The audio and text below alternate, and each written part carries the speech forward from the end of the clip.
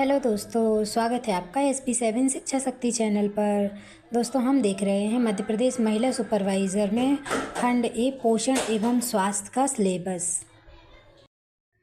दोस्तों, हम देख रहे हैं मध्य प्रदेश महिला सुपरवाइज़र 2024 का सिलेबस का सबसे पहला जो खंड है पोषण एवं स्वास्थ्य के अंतर्गत हम आज देखेंगे गर्भावस्था की विभिन्न अवस्थाएं और गर्भवती की देखभाल।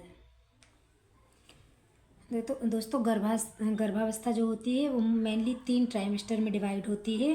जैसे हम देखते हैं प्रथम ट्राइमेस्टर, जैसे कि 1 से लेकर 13 सप्ताह तक, यानी कि 1 से लेकर 3 माह तक। द्वितीय ट्राइमेस्टर जो कि 14 से लेकर 26 सप्ताह तक, यानी 4 से लेकर 6 माह तक। तृतीय ट्राइमेस्टर यानी कि 27 सप्ताह से लेकर जन्म तक, और मंथ में देखें तो 7 to 9 मंथ, है ना। दोस्तों, कोशिका जो होती है, कोशिका में गुणसूत्र होते हैं 46, है ना। और 46 जो गुणसूत्र होते हैं, गुणसूत्र में जो DNA होता है और हिस्टोन नामक प्रोटीन होता है। तो ये पूछा जाता है गुणसूत्र में कौन सा प्रोटीन होता है, तो याद रखना हमको हिस्टोन प्रोटीन होता है।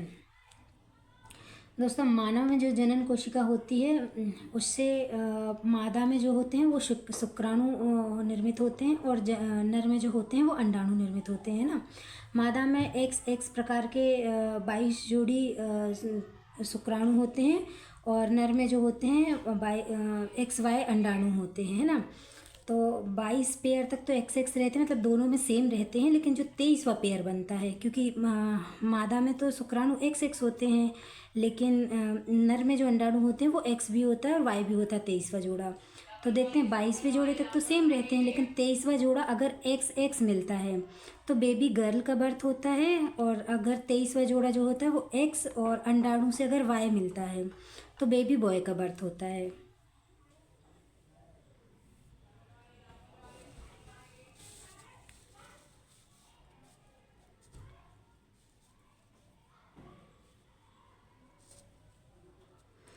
निषेचन यानी कि फर्टिलाइजेशन, निषेचन यानी कि फर्टिलाइजेशन, जब मेल और फीमेल का मिलन होता है तो उससे जो निषेचन की प्रक्रिया होती है उस समय ही क्या होता है, बेबी का लिंग निर्धारण होता है, क्योंकि ये हमने देखा XY अंडाणु और शुक्राणु के मिलन से होता है ना।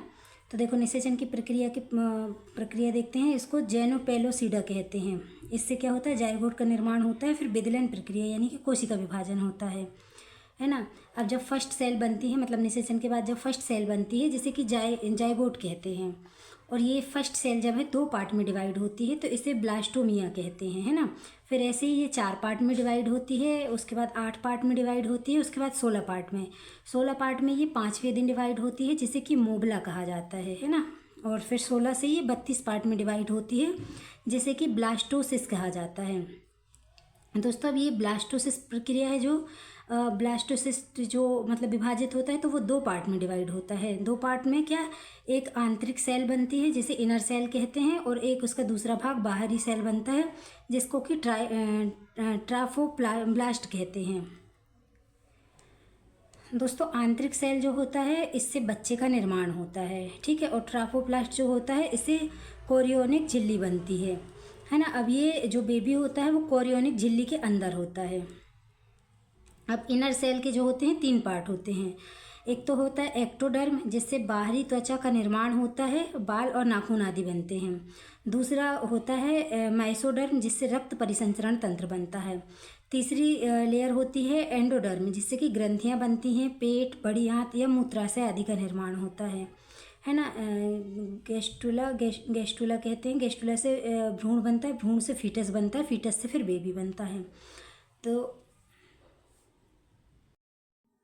दोस्तों, प्रेगनेंसी के सिम्टम्स या प्रेगनेंसी हुई ये कंफर्म कैसे होता है, इस कैसे पता चलता है, ये देख रहे हैं। तो फर्स्ट ट्राइमेस्टर मतलब कि जो पहले से फर्स्ट ट्राइमेस्टर में जो पहले से लेके फर्स्ट से लेके 7 डेज़ होता है उसमें ब्लीडिंग होती है ना। फिर ब्लीडिंग के बाद 7 से जो 14वां दिन होता है उसमें एग का निर्माण होता है ना। और वो एग कहाँ पे, ओव्यूलेशन के लिए अंडे से बाहर निकलता है 15 से 21 दिन में, ठीक है। फर्स्ट होता है तंत्र का निर्माण, सेकेंड होता है ब्रेन का निर्माण। फीटस होता है 1.25 इंचेस का या फिर 3.18 सेंटीमीटर का। दोस्तों प्रेगनेंसी के लक्षण क्या होते हैं? सबसे पहले तो पीरियड स्टॉप हो जाता है, फिर मॉर्निंग सिकनेस की समस्या होती है, वॉमिटिंग का इशू होता है ना, और ब्रेस्ट स्वेलिंग होती है, मूड स्विंग्स, कॉन्स्टिपेशंस, वेट लॉस या गेन करना, मतलब या तो वजन स्त्री का अलग बढ़ जाता है या तो फिर बहुत कम हो जाता है।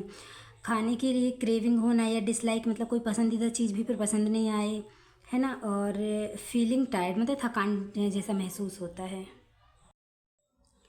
दोस्तों हम देखते हैं फीटस यानी बेबी का विकास कैसे होता है ना। फर्स्ट से लेके थर्ड वीक तक जो होता है प्लेजेंटा यानी कि अपरा का निर्माण होता है। अब प्लेजेंटा से HCG हार्मोन्स निकलता है, जिससे प्रेगनेंसी टेस्ट जो होता है वो कंफर्म होता है ना।